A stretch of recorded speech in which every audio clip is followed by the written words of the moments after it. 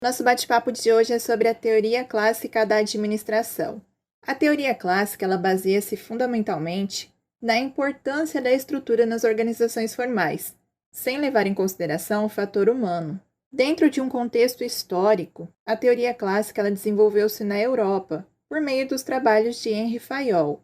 E essa teoria ela surgiu logo após a Revolução Industrial, devido ao crescimento acelerado das empresas e a necessidade de aumentar a eficiência e a competitividade das organizações. Sua preocupação básica era com a estrutura organizacional, ou seja, a disposição dos setores da empresa e as relações entre os mesmos.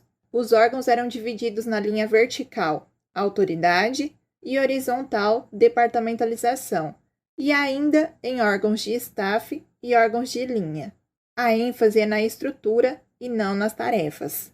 Continuando, como toda ciência, a administração deveria se basear em princípios, e os princípios gerais da administração para Fayol eram: primeiro, divisão do trabalho. Esse princípio considera que para um melhor desempenho no trabalho, a especialização é essencial.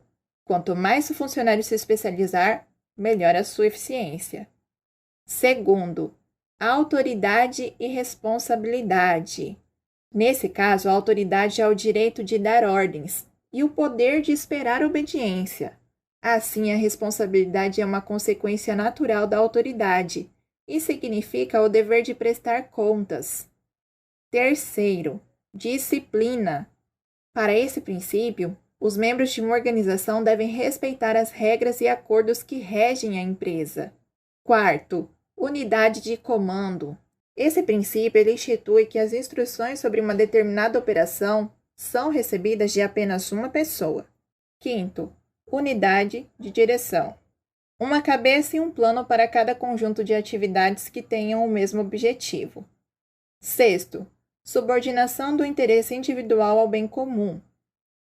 De acordo com esse princípio, em qualquer empresa, o funcionário deve ter uma preocupação primordial com a organização.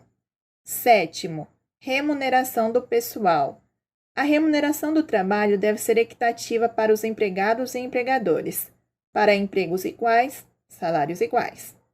Oitavo, centralização. Fayol acreditava que os gerentes têm a responsabilidade final, mas os funcionários devem ter autoridade suficiente para executar adequadamente seu trabalho. Nono, cadeia escalar. A linha de autoridade em uma organização passa em ordem de classificação, da alta administração para os níveis mais baixos da empresa. Décimo, ordem. Cada indivíduo deve ocupar a posição mais conveniente para ele, um lugar para cada coisa e cada coisa em seu lugar. 11º, equidade. Os gerentes devem ser amigáveis e justos com os funcionários, firmes, mas justos. 12º, estabilidade da equipe.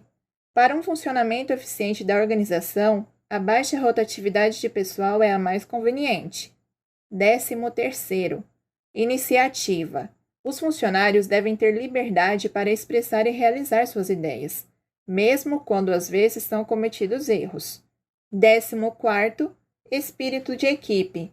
Promover o espírito de equipe dará à organização um senso de unidade. Todos os departamentos da empresa devem trabalhar e apoiar uns aos outros quando necessário para alcançar uma meta ou um objetivo. Fayol dividiu as operações em 6 grupos, que foram chamados de funções básicas da empresa. São os seguintes: funções técnicas, que são relacionadas à produção de bens ou serviços da empresa; funções comerciais, que são relacionadas à compra, venda e troca; funções financeiras, que são relacionadas à busca e gestão de capital; funções de segurança, que são relacionadas à proteção e preservação do patrimônio das pessoas; funções contábeis, que são relacionadas a estoques, registros de saldos, custos e estatísticas; e funções administrativas, que são relacionadas à integração das outras 5 funções. As funções administrativas, elas coordenam e sincronizam as demais funções da empresa. Fayol argumenta que nenhuma das 5 primeiras funções essenciais acima tem a função de formular o programa geral de ação da empresa, de constituir seu corpo social, de coordenar esforços e harmonizar ações. Essas atribuições, elas constituem a última função, A administrativa. Fayol se preocupou também em detalhar o que seria o trabalho dos gestores. E nesse sentido, para deixar claro o papel de coordenador do administrador, ele definiu também as funções administrativas ou funções do administrador. Dessa forma, Fayol chamou o conjunto de atividades dos administradores de processo administrativo, as funções próprias de um administrador. Logo, de acordo com Fayol, são elas: prever, que é visualizar o futuro e elaborar o programa de ação a médio e longo prazo; organizar, que é construir a organização material e humana da empresa; comandar, que é dirigir e orientar a equipe; coordenar, que é ligar, unir, harmonizar todos os atos e todos os esforços coletivos; e controlar, que é cuidar para que tudo aconteça de acordo com as regras estabelecidas e as ordens dadas. E se esse vídeo te ajudou, deixa o seu like, aproveite e se inscreva no canal. Um abraço e até a próxima!